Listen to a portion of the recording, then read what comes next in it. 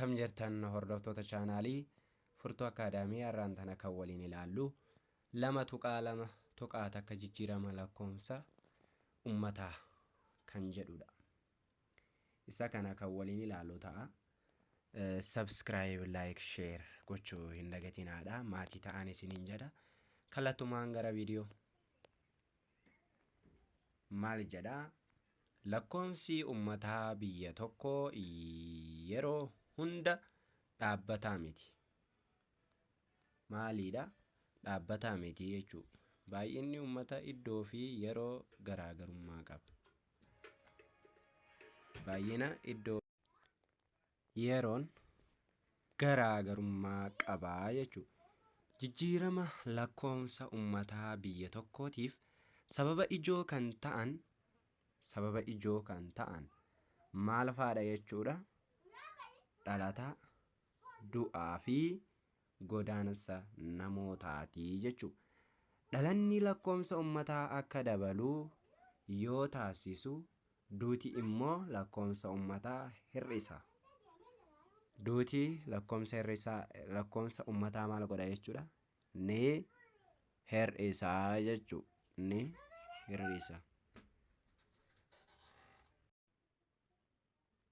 Inni itti aanu haa ta'u malee godaansi lakkoofsa ummataa hir'isuu yookaan dabaluu danda'a. Haa ta'u malee godaansi maal godha jechuudha? Lakkoofsa ummataa yookaan hir'isa yookaan hoo ni dabalaa jechuudha. Lakkoofsi ummataa biyya tokkoo kan hir'atu namoonni lammummaa isaanii jijjiirratuun biyya birootti yoo godaananidha. Biyya birootti yoo maal ta'anidha? Yoo godaananidha jechuudha. Godaansi lakkoofsa ummataa addunyaa irratti jijjiirama hin fidu. Maaliif jijjiirama hin fidu yoo jettan gaa? Namni tokko biyya tokko yoo dhaqe, biyya fakkeenyaaf Itoophiyaarraa Saawud Arabiyaarraa Ameerikaa yoo dhaqe addunyaarraa bakka dhaqe hin qabu yookaan hin duune jechuudha. Saniifuu godaansi lakkoofsa ummata addunyaa irratti jijjiirama hin fidu yookaan hin qabu jechuudha. Hin fidu yookaan hin qabu jechuudha. Sababa kanaatiif hin qabu inni. Akka mata dureetti mee kan dhalataa jedhu kana haa ilaallu. Dhalataa. Dhalanni karaa uumamaatiin lakkoofsa ummataa akka dabalu taasisa. Dhalanni maali jechuudha? Karaa uumamaatiin lakkoofsa ummataa akka dabalu ni taasisa. Adeemsa jijjiirama lakkoofsa ummataa keessatti illee qo'annoon waa'ee dhalataa baay'ee barbaachisaadha. Waa'ee dhalataa maali? Baay'ee kan barbaachisuudha jechuudha. Shalaggii saffisa dhalataa. Hagamta akka namni saffisee dhalate. Shalaggii saffisa dhalataati jechuun. Saffisa hagamiin namni dhalate kan jedhu haa ilaallu mee formulaa isaa. Saffisni dhalataa karaa herreegaatiin yoo ibsamu, karaa herreegaatiin yookaan karaa maatimaatiksiitiin jechuudha. Maatiksiitiin. Maatis gabaabsee isinii jedha. Karaa maatimaatiksiitiin gizee ibsinuu akkami kan jedhu mee ilaallu.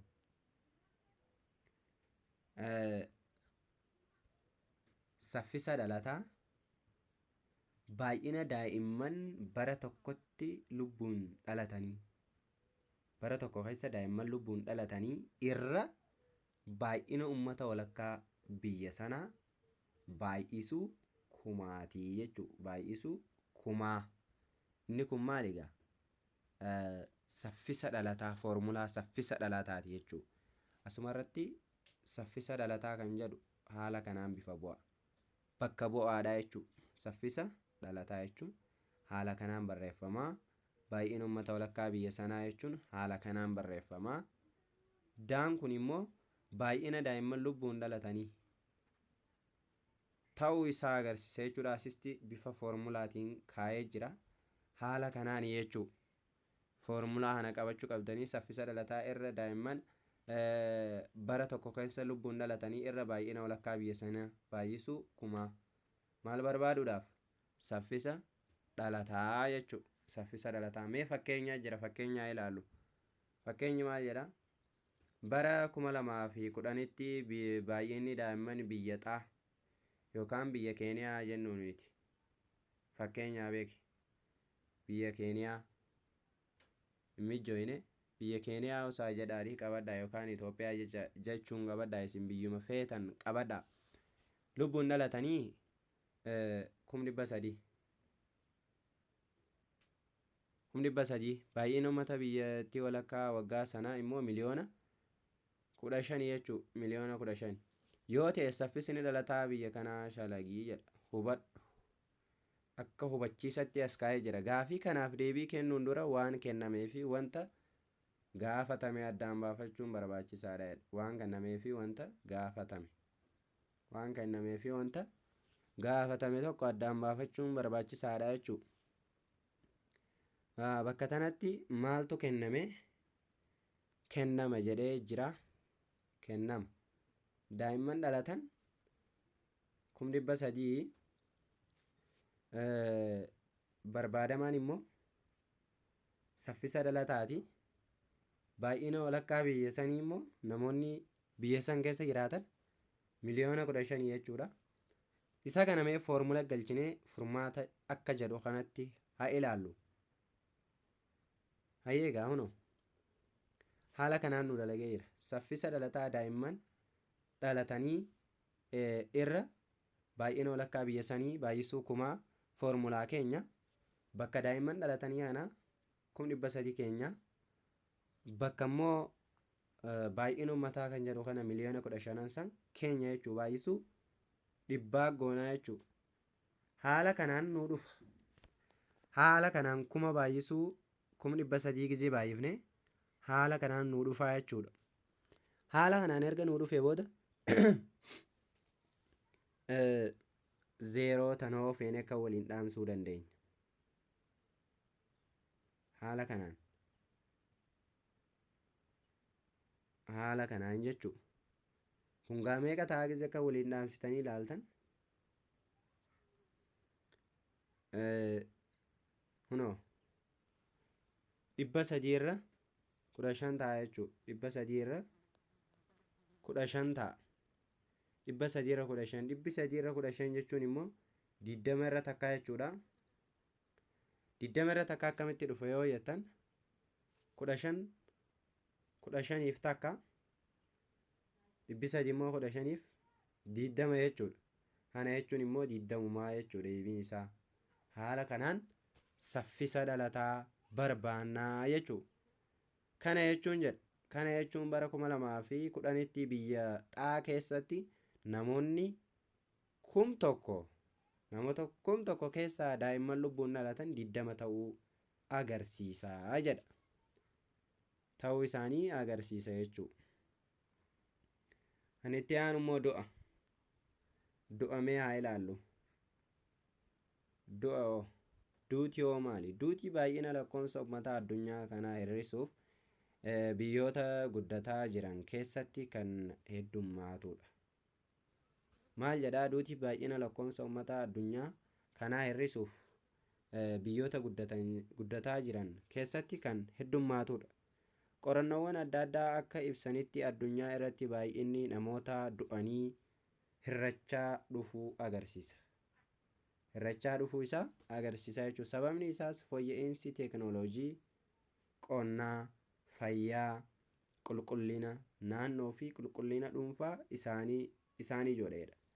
Egaa namni tokko qulqullina isaa eeggate yoo fayyaan jiraate akkasuma yoo qulqullinni isaa jiraate yoo akkasumas wallaansi jiraate namni du'uun ni hir'ata jechuudha. Shalaggiin saffisa du'aa bifa herreegaatiin yookaan bifa maatimaatiksiitiin gizee ibsamu haala kanaanii jechuudha. Wal fakkaataa hin yaaddayinaatii isin salphisaatuma qabadhaa. Saffisa dhalataa irra baay'ina namoota waggaa tokko keessatti dhalatanii irra baay'ina uummata walakkaa waggaa biyya sanii fi baay'isuu kumaati akkuma reefuun tanaati jechuudha. Isa kana immoo saadhaa'uun daa'uun kana jechuun maal jechuudha? Saffisa du'aa jechuudha. Nu akkuma bakka kanatti agartan.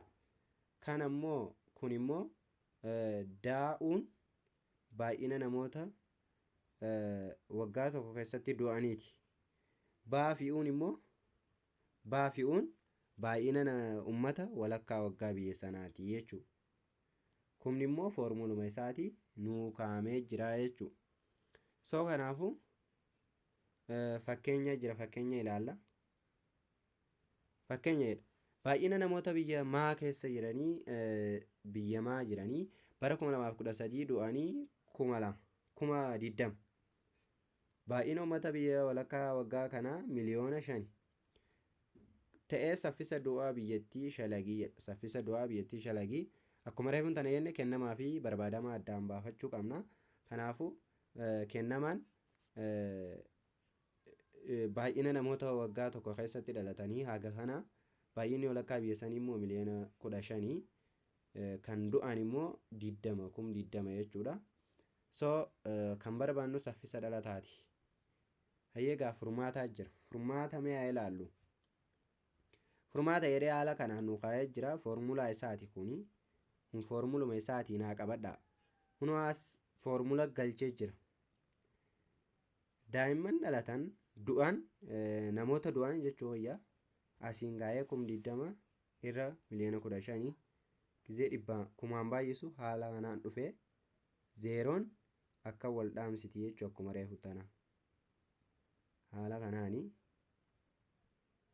wal dhaamsiti zeeroo takkiitiin soori dhiisaa. Kunoo zeeroo 20 irra meeqaa ta'a? 20 irra soori kamaleen godhee dhiifama guddaadha. Hayyee kunoo bakka kana koottaa. Bakka kanatti koottaati. 20 irra miliyoona 15ti. 3 asii dhaamsaati. 3 asiis dhaamsaa. Takka achii dhaamsaati. Asiis takka fuudhaa. 2 irra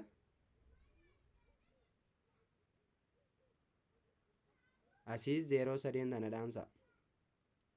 Takka haftee takka baay'isuu 2 haaluma kanaan deemee hiramee 20 irra 5 dhufee 20 irra 5 jechuun immoo 4 jechuudha jechuudha. 4 jechuu isaa nu ibsa. So kana jechuun jedha.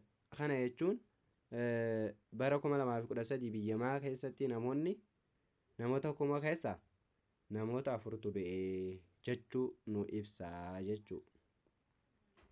Katti aanu godaansa. Maali jechuudha? Godaansa. Godaansa jechuun maal jechuudha? Godaansa jechuun sochii namoonni bakka jireenya isaanii irraa gara bakka birootti yeroodhaaf yeroo yookiin dhaabbataan bakka jijjiiruuf taasisan jechuudha. Fakkeenya namoonni asii Suudiin godaanuu, Keeniyaan godaanuu, Itoophiyaatti ni godaanuu, Arabiyaatti ni godaanuu, haala kanaan godaansa jechuudha. Kan itti aanu immoo shalaggii saffisa godaansaa. Saffisa godaansaa gara bifa herreegaatiin. Saffisi godaansaa baay'izawwee saffisa godaansaa jechuun gama lamaan jira. Saffisa godaansa gara alaa fi saffisa godaansa gara biyyaa jedhamee jira. Saffisa godaansa biyyaa irra godaansa gara biyyaa irra baay'ina uummata walakkaa biyya sanaa baay'isuu humaati jechuu akkuma sanaati. Kunneen illeen akkasuma bakka buulaal. Godaansa gara biyyaa. Saffisa godaansa gara biyyaa baay'ina uummata walakkaa waggaa sanaa. Inni itti aanu immoo baarra kan jiru.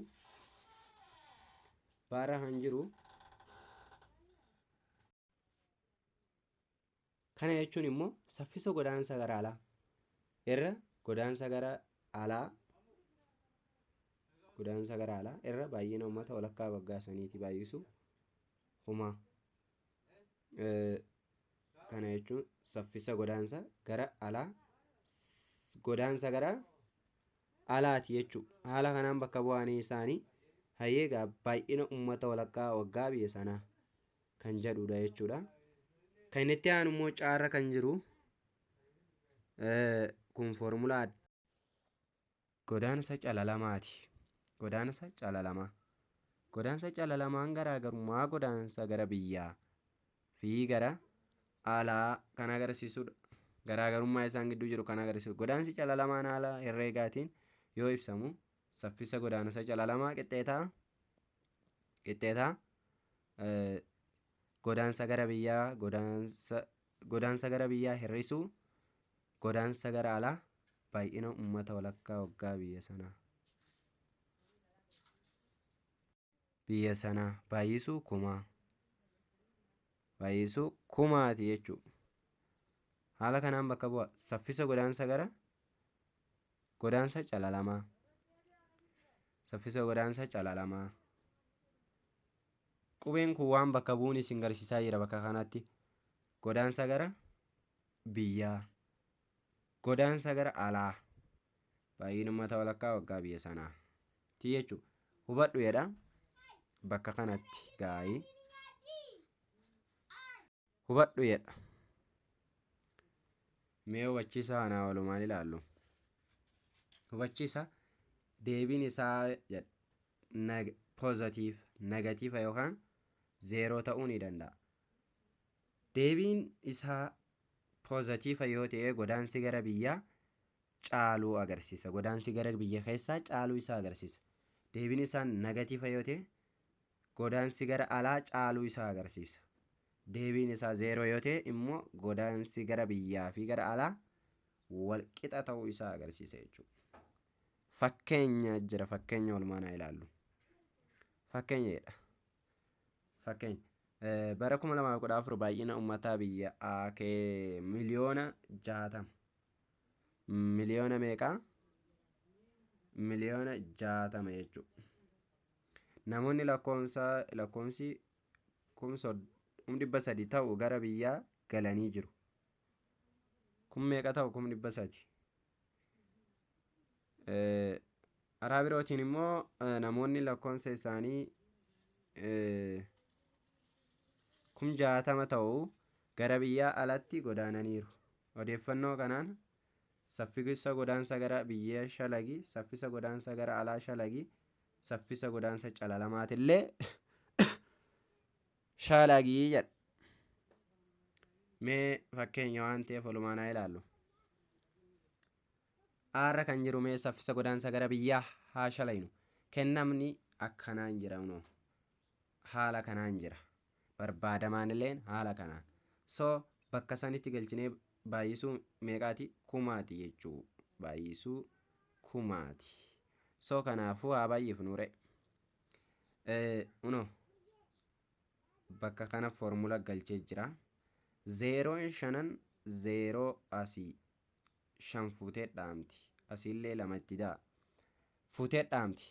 0 kana jechuun asiillee 0 3 ni bada. 30 irra meeqaa ta'a jechuudha? 6 ta'a. 30 irra 6 jechuun immoo qixxee ta'a 5 jechuudha. 5 ta'uu isaa nutti agarsiisa jechuudha. Kana jechuun namoonni takka biyya sana ta'an irratti namoonni 5 alatti dabalamaniiru jechuudha. Baarra kan jiru haa ilaallu. Saffisa godaansa gara alaa haala kanaan kennamee jira. Gabaabsuuf jecha kunoo haala kanaan foormula galchinee dhibbaan baay'ifna. So 0 tun akkatti ni baddii tunis soorii qo'e. Dura erga kumaan baay'ifnee booda akkana nuu dhufa. Akkana irra akkanaa ta'a jechuudha. Kana jechuun 0 3 asii ni baddi, asiis ni baddi. Ayyee asiis 3 ni baddi, asiis ni baddi 3. 60 irra 60 jechuun takka.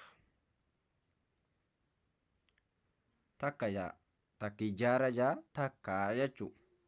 Kana jechuun namkuma biyya sanaa ta'an keessatti namoonni takka gara alatti godaanuu isaanii agarsiisa jechuudha. Caarra kan jiru immoo haa ilaallu. Saffisa godaansa calalamaa shalagiidhaa kennamaa jira. Haala kanaan barbaadamalleen saffisa godaansa calalamaati jechuudha. Itti galchina foormulaatti. Hunoo itti galchinee 24 irra 6 dhufaa inninis qixxee ta'a 4 ta'a jechuudha. Haala kanaan dhufa jechuudha. Inni itti aanu immoo yookaan jedha saffisa godaansa calalamaa qixxee ta'aa barbaaduudhaaf saffisa godaansa gara biyyaa hir'isuu saffisa godaansa gara alaa goone. Kana jechuun saffisa godaansa biyyaatiif meeqa argannee 5, saffisa godaansa gara alaatiif immoo takka waan ta'eef irraa hir'ifnaa qixxee ta'a inninis meeqa 4 foormulaa keenya wajjin wal qixxaatee jira jechuudha. So kan itti aanu 2.2 maal jedha? Amaloota jijjiirama lakkoofsa ummataa kan jedhuun hanga walitti deebinu nagaanaa ta'an isin jedha.